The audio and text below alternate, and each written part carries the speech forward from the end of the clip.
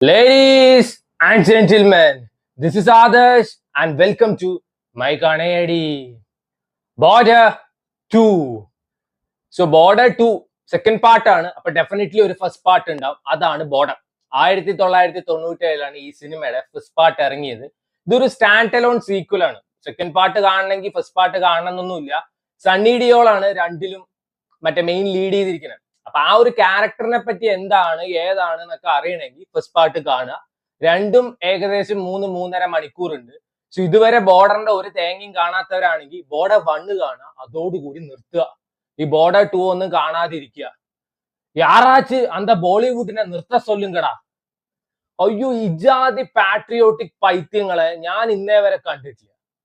എത്ര പടങ്ങൾ പറയുമ്പോൾ പാട്രിയോട്ടിസത്തിനെ ബേസ് ചെയ്തിട്ട് 10,000 പടങ്ങൾ അവര് മാത്രം ബോളിവുഡ് മാത്രം ഇറക്കി വിട്ടിട്ടുണ്ട്. 1971 ഇന്ത്യ പാകിസ്ഥാൻ വാർ, അതിനെപ്പറ്റി മാത്രം 100 പടങ്ങളിൽ മുകളിൽ അവർ ഇറക്കി വിട്ടിട്ടുണ്ടാവും. ഈ ഇടയ്ക്ക് ഒരു പടം കണ്ടിട്ടുണ്ടായിരുന്നു, ഇക്കീസ്. അതിലെ ഈ ബാറ്റിൽ ഓഫ് ബസന്തറും പരിപാടിയൊക്കെയാണ് പറയുന്നത്. ഇതിലും അതിനെ പറ്റിയിട്ടൊക്കെ പറഞ്ഞു പോകുന്നുണ്ട്. 1 സ്റ്റാർ കാസ്റ്റ് ഉള്ള പടമാണ്. സണ്ണി ഡിയോൾ, വരുൺ ധവാൻ, പിന്നെ നമ്മുടെ ദിൽജീത്തും KL രാഹുലിന്റെ അളിയൻ അഹാൻ ഷെട്ടി, ഇവരൊക്കെ ഉണ്ട്. സണ്ണി ഡിയോളിന്റെ പെർഫോമൻസ് ഉണ്ട് മോനെ, വെറുപ്പിക്കല് പറഞ്ഞ അൺബെയറബിൾ സാധനം.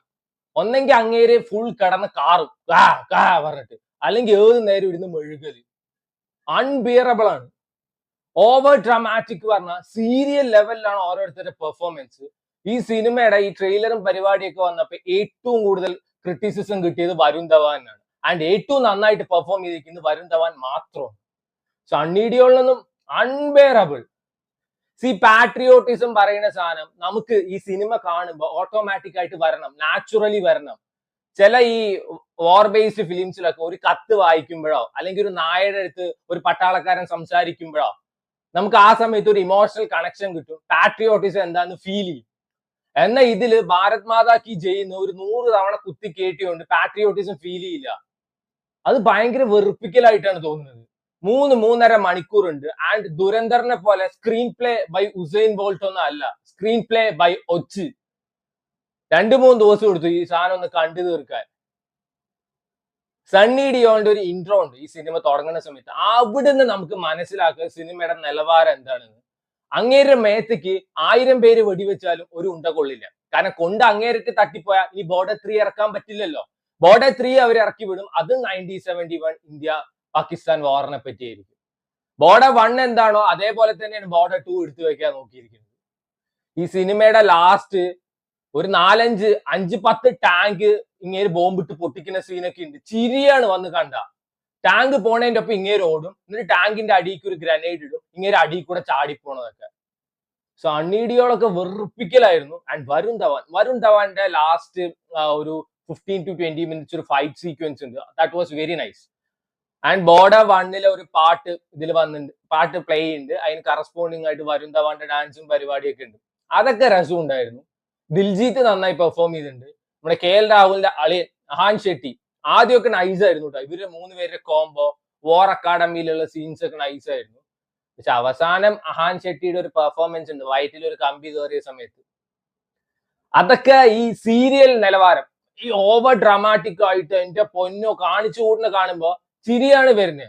കാരണം ഇങ്ങനത്തെ ഒരു ലോഡ് പടങ്ങൾ ഇറങ്ങിയിട്ടുണ്ട്, അതൊക്കെ കണ്ടിട്ടുണ്ട് നമ്മൾ. അപ്പൊ അതിന്റെ ഇടയിൽ വീണ്ടും ഈ 1950 കൊണ്ട് ഇറക്കേണ്ട സാധനം ഇറക്കി വിടുമ്പോ ഒരു ഫീലിംഗും തോന്നുന്നില്ല.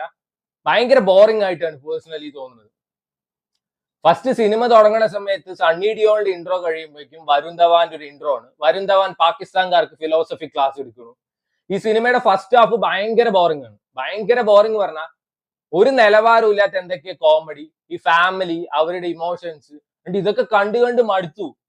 ഈ നോർത്ത് ഇന്ത്യൻസിന് ചിലപ്പോൾ കണക്ട് ചെയ്യാൻ പറ്റുന്ന സിനിമയൊക്കെ ആയിരിക്കും. കാരണം വാർ എന്താണെന്നൊക്കെ കൂടുതൽ അവർക്കാണ് അറിയാം. മോർ ദാൻ അസ്, നമ്മളെക്കാളും കൂടുതൽ സഫർ ചെയ്തിരിക്കുന്നതൊക്കെ അവരാണ്. അപ്പൊ അവർക്കൊക്കെ കണക്ട് ചെയ്യാൻ പറ്റും. എന്നാൽ ഇതിലും നല്ല വാർ ബേസ്ഡ് പടങ്ങൾ വന്നിട്ട് നോർത്ത് ഇന്ത്യക്കാരൊക്കെ പൊട്ടിച്ച് കൈ കൊടുത്തിട്ടുണ്ട്. ഈ സണ്ണി ഡിയോളിന്റെ തന്നെ ഗദാർ 2 എനിക്ക് ഒരു വകയ്ക്ക് ഇഷ്ടപ്പെടാത്ത സിനിമയാണ്. അതും വൻ ഹിറ്റായിരുന്നു അവിടെയൊക്കെ. എന്താണെന്ന് അറിയില്ല, സണ്ണി ഡിയോൾ പൈത്യങ്ങളാണ് തോന്നുന്നു നോർത്ത് ഇന്ത്യയിലൊക്കെ.